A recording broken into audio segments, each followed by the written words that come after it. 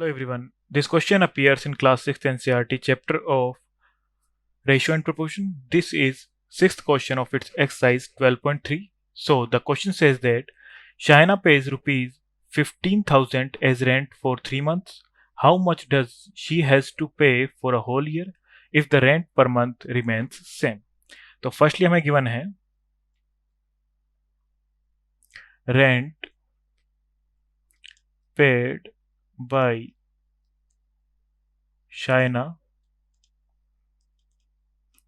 in 3 months हमें given है 15,000 rupees. So by unitary method, rent for 1 month